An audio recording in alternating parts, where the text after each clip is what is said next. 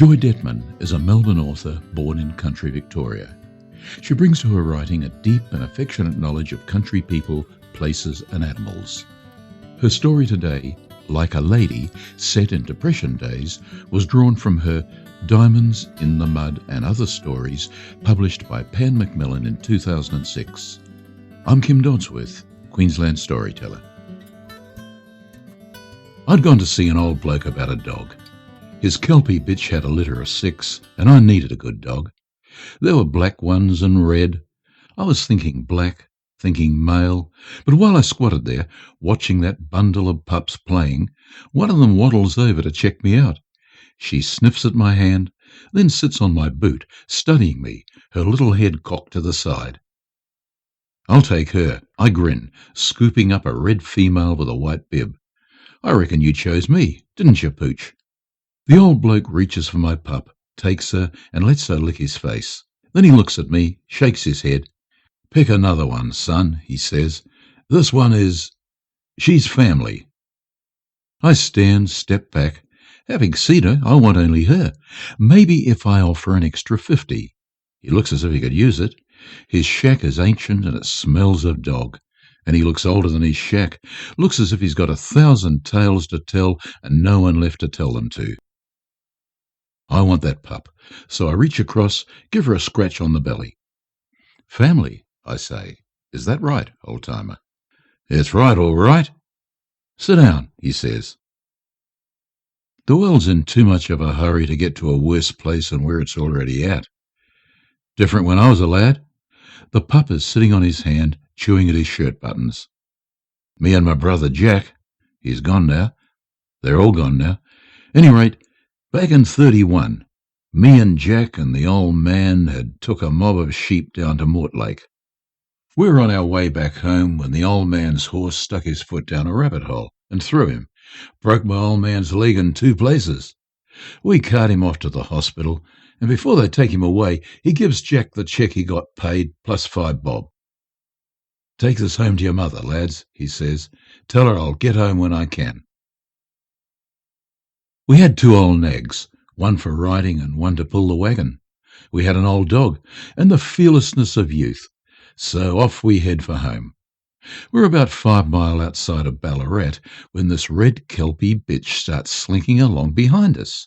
She was a nice-looking dog, shy-like, but she had good eyes, like this little girl. She was whip-smart too. We knew someone would be missing her, so Jack tried to hunt her off. She stayed well back, but kept coming after us. When we camped that night, she camped 10 feet off, just laying there, head on her paws, sort of watching us eat. We hadn't thought much about tucker when we left the town, but we had tea and water and a bit of bread and jam, which was a better tea than many we'd had on the road. My old man and lady were battlers, always struggling for a crust. Me and Jack were their oldest, 13 and 15 at the time, and there were 5 more at home, just as hungry as us. So we were going to get that cheque and that 5 bob home to Mum or bust doing it. 5 bob was a fortune back in those times, you know. Now you can't buy a beer unless you got 6 of them. Any rate, come the next morning and the rain set in. We harness up the nags and head off, taking turns driving or riding, that red kelpie still tracking us.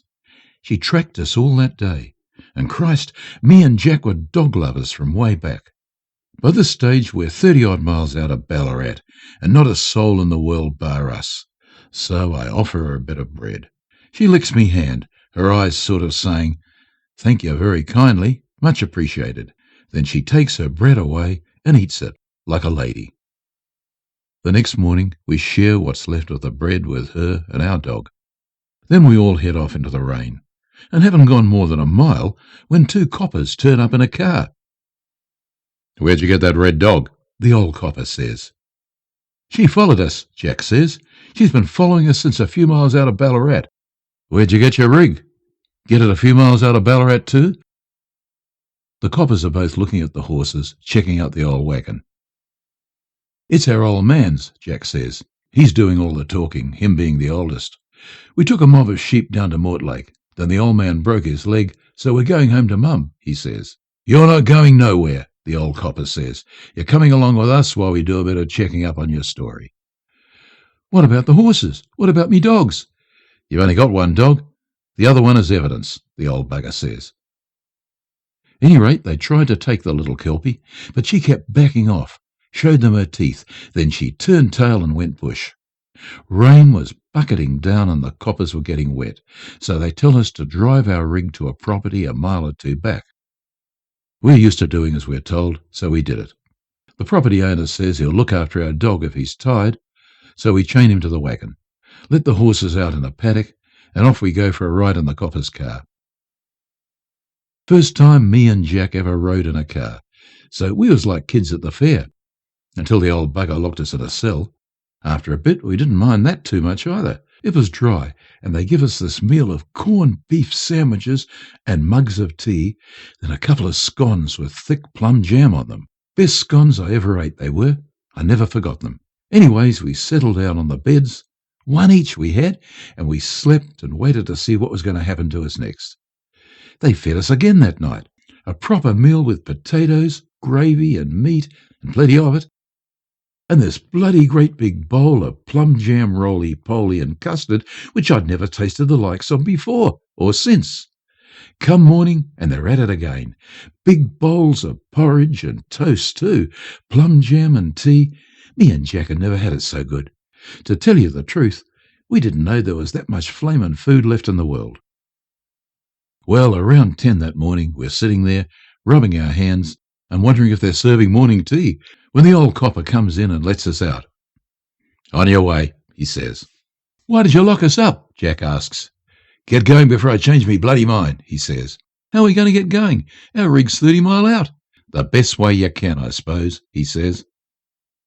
We start walking. We're 6 or 8 mile out when this horse and buggy comes up behind us and stops. We climbed up, and he turns out to be one of them blokes who never stopped talking, and maybe the reason he picked us up was to have someone to talk at. But we were pleased to be sitting, so we listened and said yeah from time to time. So after a few miles, he gets around to telling us how an old bloke got himself murdered down near the 5 Mile Bridge, and how this morning they'd found his rig and the bloke and his missus who'd done the murdering. He told us about the missing red kelpie too, and how it would probably end up a sheep killer. Told us a lot of stuff before he dropped us off, still 5 miles short of the property where we'd left our rig. It's late before we get there, and they're all in the kitchen eating dinner, which we could smell from halfway down the track.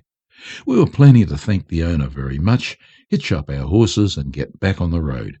Except the big bastard who's chewing on a rabbit's spine isn't going to give up our horses, is he? You owe me money for your dog and your horse feed, boy, he says to Jack as he wipes gravy from his whiskers. The copper told us to leave them here. You don't pay me, I keep your horses. He stuffs half a spud in his mouth, talks and chews. You get yourself in trouble with the law, then you don't come looking to me for handouts. Jack had that 5 bob still jingling in his pocket, but by Christ, that was Mum's money, and that hungry bastard wasn't getting it. We'll work it off, Jack says, looking at the potatoes floating in enamel dishes full up with rabbit stew. Eating regular is a bit habit-forming, and we'd got the habit these last 2 days. Are you any good at fencing? The big bastard says. Yeah, we done plenty, Jack says. Righto, 2 days fencing for 2 days feeding your horses and your dog. What are they going to eat for the next 2 days? I ask, watching his kids sucking meat off rabbit bones. Then his missus asks, Are you hungry, boys? We don't want to owe you nothing else. Thank you kindly, ma'am, Jack says. I can't see growing boys go hungry. Sit yourselves down, she says, and the next thing we know, we're sitting at the table piling into rabbit stew and lumps of spud and thick hunks of homemade bread and dripping. We end up doing 3 days fencing and 4 nights of trapping rabbits. We must have caught hundreds of the buggers, which his missus fed to us, fried and baked, curried and stewed. We never ate so much rabbit in our bloody lives, though we ate good. But after a couple of days of it, it got to the stage where every time we started eating, we'd start thinking of Mum and the other kids, knowing they wouldn't be eating so good. We had to get that money home. The bloke's missus gives us a loaf of home-baked bread and 2 baked rabbits. We'd squirreled away half a dozen raw carcasses. She gave us a bit of sugar and a bag of spuds, so off we head down that road again. Well, we'd gone no more than 2 miles, and what comes out of the scrub? Then that little red kelpie. She's wriggling and licking and kissing us like you never saw a dog kiss. She's yelping and saying, "Where have you been, lads? I got to worrying myself sick about you too." I love that dog. I had her for years before I went off to that bloody war. She must have been 16 or more before I come home again. But she was waiting for me, knowing I'd come home. She died 2 weeks later, her old head on my lap. These pups here were bred from her stock, but only this little lady has got her eyes. He kisses the pup, fondles her ears. But a man isn't going to live long enough to raise her the way she ought to be raised, is he? No use fooling yourself when you get to my age. "You're a working dog, aren't you, lady?" he says to the pup. I don't know what to say, so I say nothing. Then he hands her to me, like he's giving away something precious. It wouldn't be fair on her to keep her from being what she was born to be. "How much?" I say, reaching for my wallet. "You don't sell your family, son. You look after 'em. And you'd better look after her for me, or by the bejesus, I'll come back and haunt you," he says. "Now get going, before I change my mind."